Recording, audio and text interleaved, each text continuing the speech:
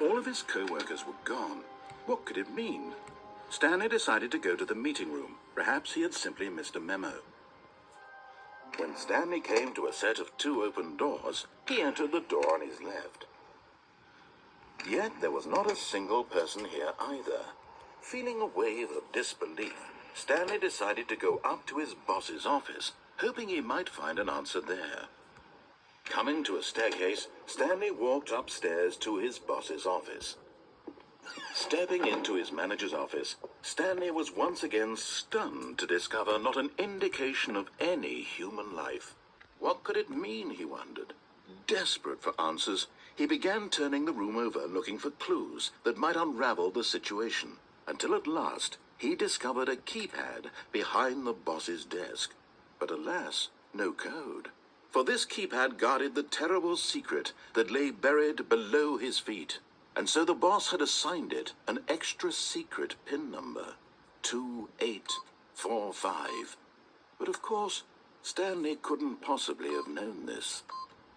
Yet incredibly, by simply pushing random buttons on the keypad, Stanley happened to input the correct code by sheer luck. Amazing. He stepped into the newly opened passageway. Stanley walked straight ahead through the large door that read Mind Control Facility. The lights rose on an enormous room packed with television screens. What horrible secret did this place hold? Stanley thought to himself. Did he have the strength to find out? Now the monitors jumped to life, their true nature revealed.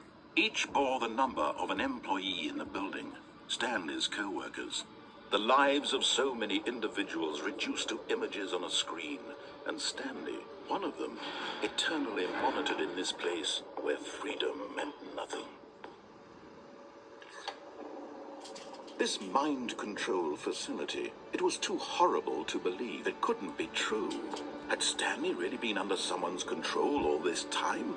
Was this the only reason he was happy with his boring job? That his emotions had been manipulated to accept it blindly?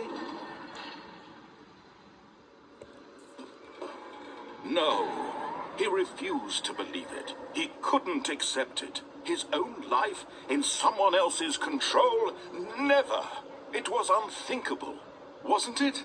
Was it even possible? Had he truly spent his entire life utterly blind to the world?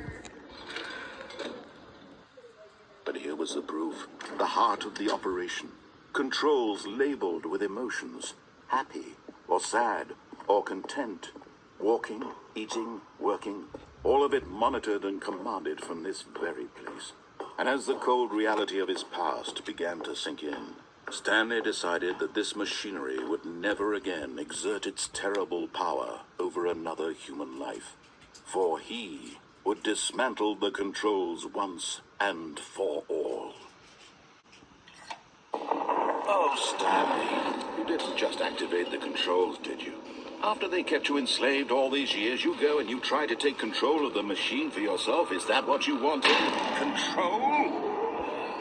Oh, Stanley, I applaud your effort, I really do. But you need to understand, there's only so much that machine can do.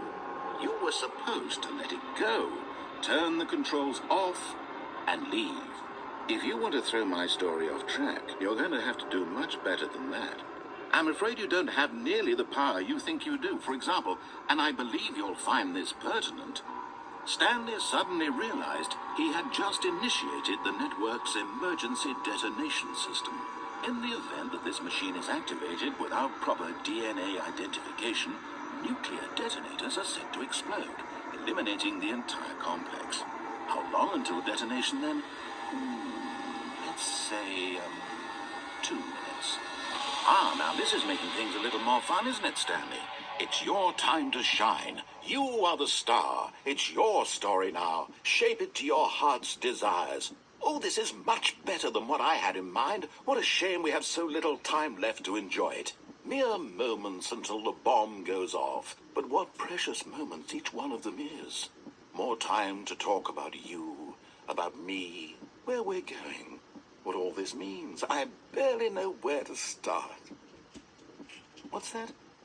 You'd like to know where your co-workers are. A moment of solace before you're obliterated. All right, I'm in a good mood. You're going to die anyway. I'll tell you exactly what happened to them. I erased them. I turned off the machine. I set you free. Of course, that was merely in this instance of the story. Sometimes when I tell it, I simply let you sit there in your office forever, pushing buttons endlessly and then dying alone. Other times, I let the office sink into the ground, swallowing everyone inside, or I let it burn to a crisp. I have to say this, though, this version of events has been rather amusing. Watching you try to make sense of everything and take back the control wrested away from you, it's quite rich. I almost hate to see it go. But I'm sure whatever I come up with on the next go-around will be even better. My goodness, only 34 seconds left. But I'm enjoying this so much. You know what? To hell with it. I'm going to put some extra time on the clock, why not? These are precious additional seconds, Stanley. Time doesn't grow on trees. Oh, dear me, what's the matter, Stanley? Is it that you have no idea where you're going or what you're supposed to be doing right now? Or did you just assume when you saw that timer that something in this room was capable of turning it off? I mean, look at you. Running from button to button, screen to screen, clicking on every little thing in this room. These numbered buttons, no, these colored ones, or maybe this big red button, or this door. Everything, anything, something here will save me. Why would you think that, Stanley? That this video game can be beaten? Won? Solved? Do you have any idea what your purpose in this place is? But you really believe there's an answer? How many times will you replay this bit, looking desperately for a solution? 10? 100? 1,000? I look forward to finding out and to watching the bomb go off each time you fail. Just you and me in the retching explosion of fire and metal over and over and over for all of eternity. And Stanley died again. And Stanley died again. And Stanley died again. Take a look at the clock, Stanley. That's 30 seconds you have left to struggle. 30 seconds until a big boom and then nothing. No ending here, just you being blown to pieces.